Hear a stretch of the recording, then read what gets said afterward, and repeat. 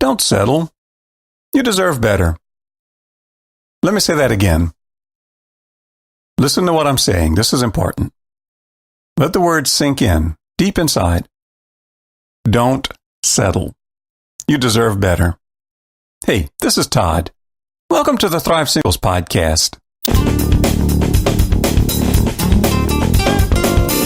Whether you're single again or still single, stop hating being single and learn to thrive.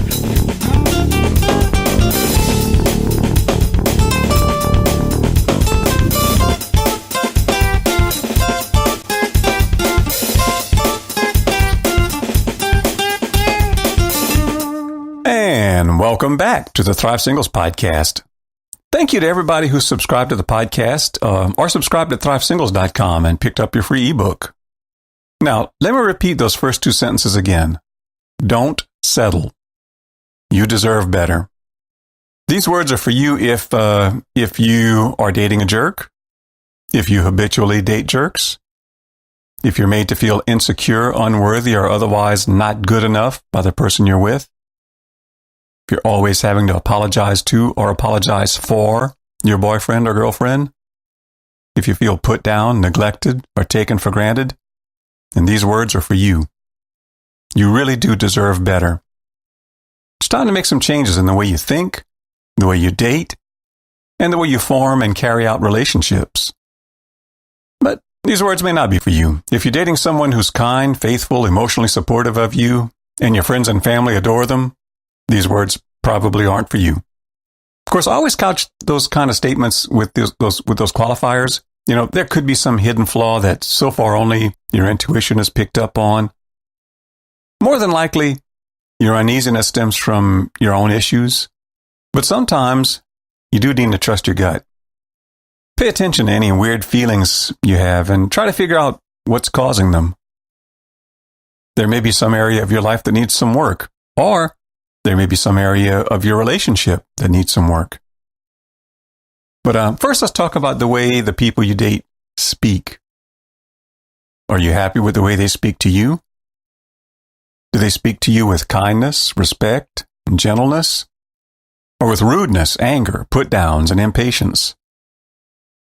Do they talk to you like you're their friend and their intellectual equal? Or do they talk down to you and patronize you or verbally bully you? Does the way they speak to you make you feel valued and cherished? Or does it make you feel bad about yourself, insecure, or like they take you for granted? Why would you settle for that? How about the way the people you date speak about you? When they talk to their friends or their family about you, do they praise you and tell everybody how wonderful and lovable or beautiful you are? Or do they complain about you and put you down? And how do they talk about other people? If they constantly put down and complain about other people, you can be sure that sooner or later, they're going to talk about you that same way. What about the words they choose? Is it always F this and F that? Do they always put things in as rude or crude a way as possible? Look, even the nicest among us can let an expletive slip from time to time.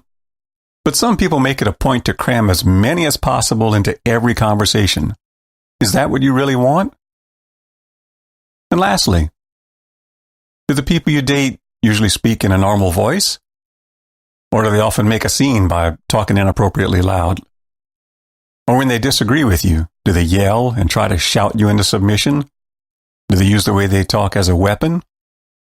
What's the point of being in a relationship with somebody whose words or way of speaking make you feel bad?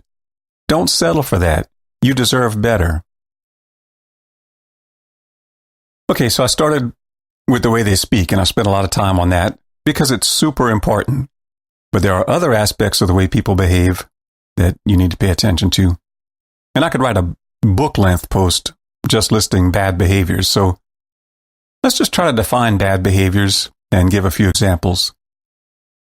For the purpose of this episode, I'm going to define bad behaviors as behaviors that are illegal, that are immoral, that most people would find offensive, or things people do to purposely irritate other people. Whether it's driving recklessly, possessing illegal substances, or insider trading. Never be in a relationship with somebody who has no regard for the rule of law. Unless you don't, mind being charged as an accessory to a crime, otherwise steer clear. That should go without saying, but in light of the types of people I see people date, I guess it still needs to be said. As for immoral behaviors, why would you be in a relationship with anybody whose morals differ drastically from your own? Like the Bible asks, how can two people walk together if they're not in agreement? So unless you really don't mind being in a relationship with someone who thinks cheating, unfaithfulness, or shady business deals is okay, stay away. On second thought, for both illegal and immoral people, I'm going to skip all the qualifiers and just say, stay away. And as a side note, I found that people who tend to push the boundaries in one area of legality or morality will eventually push the boundaries in other areas as well. And they'll eventually cross the line in one or more areas.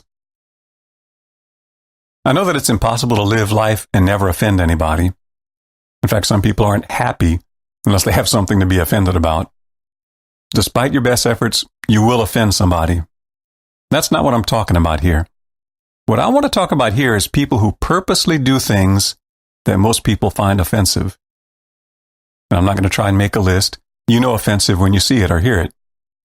Just suffice it to say that if the person you're interested in is someone who gets off on offending people, you don't need to be in a relationship with them.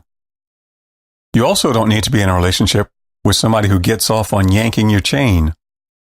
If it irritates you and they know it irritates you, but they get a kick out of doing it anyway just to get a reaction out of you, why would you put up with that? You deserve better. If somebody enjoys flouting the law, has no or a defective moral compass, thrives on being offensive, or gets their kicks at your expense, who needs them? Don't settle for that. You deserve better. So, if your past relationships were unsatisfying and were with people you settled for, it's time to make some changes, like learn to just be alone for a while. It's better to not be in a relationship than to be in a relationship with somebody you settle for. For more on that, go back and listen to my episode about the biggest mistake I see single people make. Know what kind of person you really want in your life. Make a list of things you must have in a potential spouse and a list of deal breakers.